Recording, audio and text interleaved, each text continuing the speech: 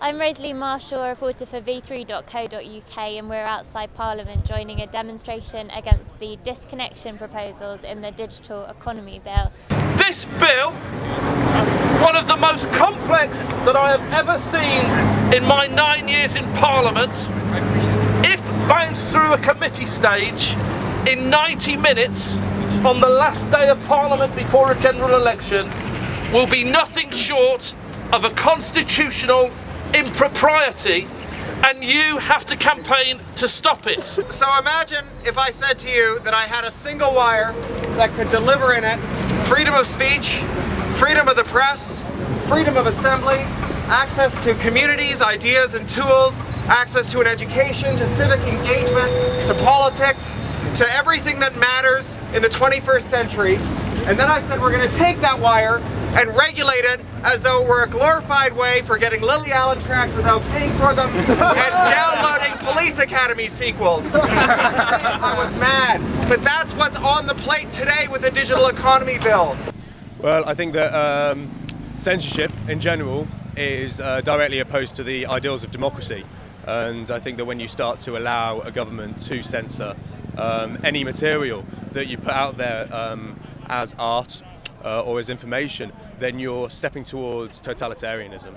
To suggest that people should be disconnected from the internet for a mere allegation of copyright abuse, so that they can then, the punishment rolled into that is anybody else connected to that line won't be able to apply for a job, will have severe difficulties filing their tax return, etc., etc., is frankly ludicrous and is a failure of the concept of joined-up government.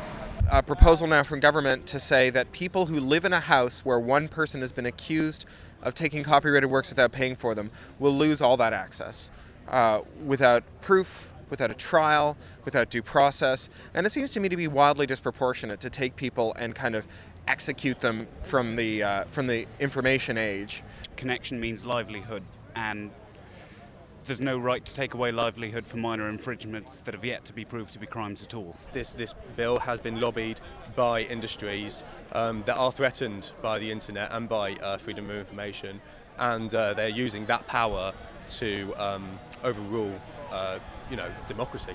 The fact that it's being rushed through Parliament without proper scrutiny, it's a terrible law, it's being mocked up by Mandelson and his media cronies, and it's not actually going to work in practice. Taking this bill through the wash-up stage without any discussion of a bill that's complicated and touches on an increasingly large number of areas of life is frankly ridiculous. On one hand, the government is saying, we want the government to be more accessible online, we want to make sure that lots of government functions and departments are available online, and at the same time we want to make it much easier for us to make it impossible for people to get online. It's completely incongruous, it makes no sense. And the government themselves have said that the internet is important, and that they're even trying to move all the public services online, and yet at the same time they plan to disconnect people for being accused of copyright infringement. Don't hold the ISPs to account. You don't hold BT to account for phone calls made with its system.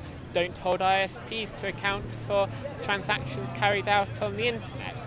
It's a bully's law, essentially. It's a bully's charter, and I think that's horrendous. I don't think that's how laws should be made, especially not without proper scrutiny. I just think it needs a lot more thought than is being given to the situation at present. We wanted to stay open, free for all.